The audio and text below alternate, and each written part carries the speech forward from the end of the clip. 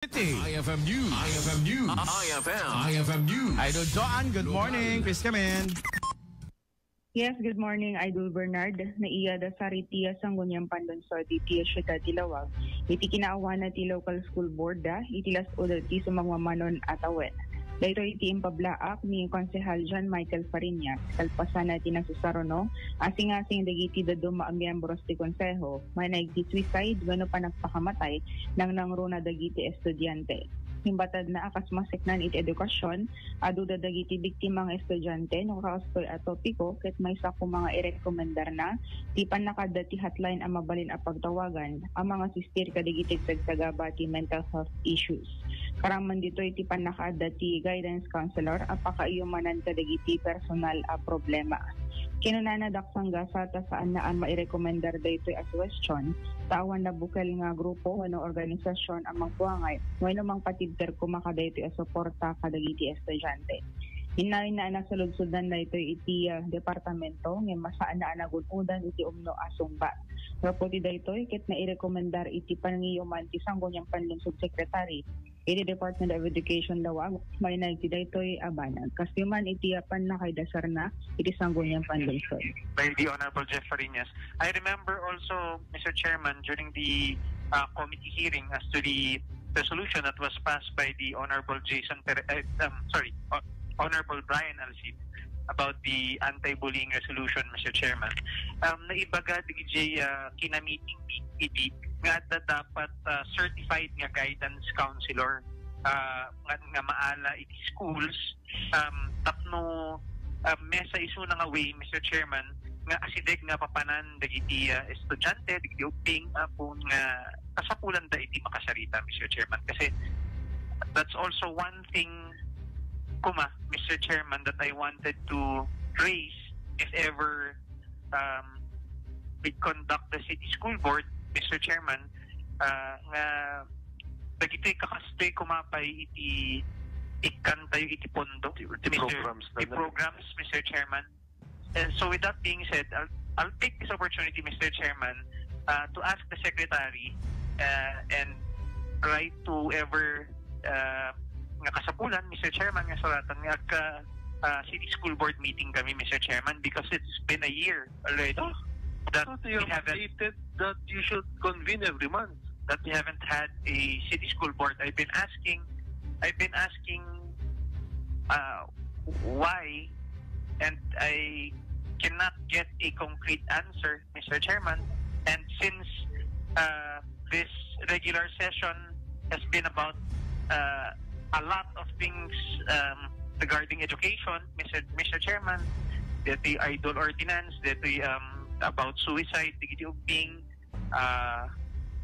DJ RSPC, among others, may I kindly ask the Secretary, Mr. Chairman, to write to the concerned department or individuals and to ask that we convene the city school board, Mr. Chairman, and to raise these issues. With that said, please, Apusek, take note that it's the duty of the mayor, the executive, and school head, Ma'am Joan Corpus, to convene. Jimmy, correct me if I'm wrong, quarterly or monthly? Actually, Mr. Chairman, I think it's monthly. It's monthly. I'm sure if my memory serves me right, Mr. Chairman, because it's been a year. I can show you the text messages. I asked Ma'am Joan, I asked the other individuals concerned, Mr. Chairman, as to why we are not convening the city school board. Ket nagadukuma, Mr. Chairman, iti erase ko. And with that being said, Mr. Chairman, I'm thankful to the presiding officer, to all the members of this August bodies for speaking up as to how important education is, Mr. Chairman. So, thank you so much, Mr. Chairman. DJ Idol Bernard ati panakidasar na iti biyang ati sanggonyang pandonsod. Ni Consul John Michael Fariñas is talking about anxiety kadigiti ubing kasjay or now because we're talking about guidance counselor and so on and so forth. Wala bang guidance counselor ang mga schools? When adamet Idol Bernard, Oh. ada ko madeti certified ko na deti ti rekomendasyon dagiti naganak ka DJ pala na UD nga tarip nung Idol Bernard ket tumawenen ti What do you mean by certified? Siguro Nagbasat deti- kina guidance deti- counselor? When siguro na Idol Bernard. So han nga certified digiti guidance counselors tayo iti Lawag City. Deta ti santo yung nga maisigurado Idol Bernard nga DJ anak tawag nan. Depende mention pa no adda pagtawag ket adamot detay speak up, I'm here. When adati. Oh yeah, that's province wide, and at the same time meron na yung batas din diyan sa probinsya or sa ating probinsya, Idol Joanne. Na-craft na yan, and at the same time naipasa deta babaeng kini Bukal Dr. Medeldorf Gawat. Yan. Kasi may panggap ti salon at pay daytoy. Di ba? So nagkakaroon sila ng anxiety and at the same time stress on their sa pag-aaral nila, kaya nga merong mga iba ay nagpakamatay, right? During the pandemic and so on and so forth. So ada deto yan.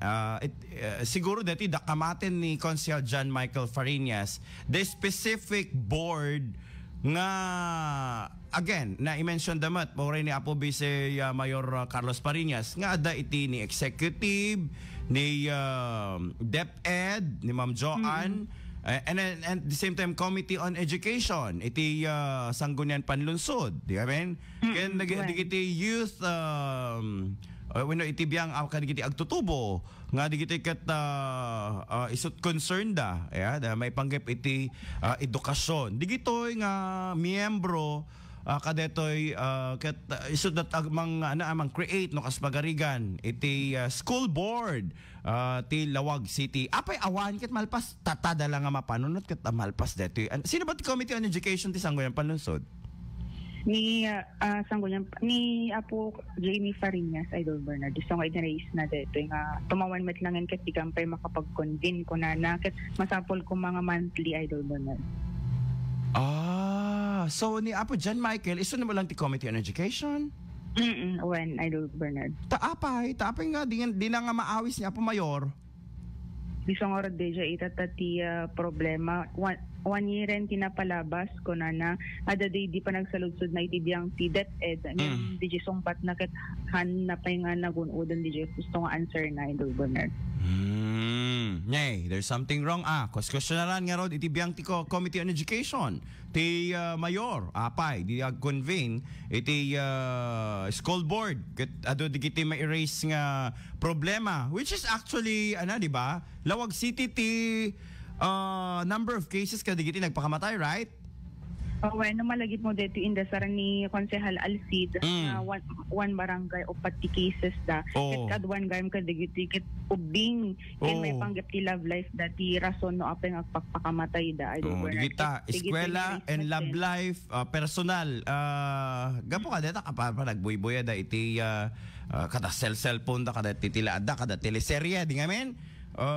Nga open ngamin dito internet ka digiti ubing awan ti regulasyon na sino kumat makabantay no baliwan da ti birthday, di ba? Baliwan da lang ti birthday mayaten nga gusar ti Facebook, di amen? Or create the account. Ayan. So nga di kumat ti baliwan nga terms ti Facebook hanga dito 30 days lang ti live mo tas ikaten na di kad mano nga live dito yun Idol John ikaten na amin digitoy. So nga ro Idol Bernard. Opo na yan ibaglangan to nakagagagat ni manager nga mangi-upload iti YouTube. Isot ta. So nga kasbilang ta agpukaw to in a month digiti nga programa nga nakapinpintas apo ti IFM News. Makita yun tumot iti another platform yan ta YouTube. Ayan mga idol. Alright. Any more Idol Joanne? DJ pa lang tiya da mag-iti siya da Dilawag kadwal 99.5 bars Dilawag Idol John nag-istin tatak forum and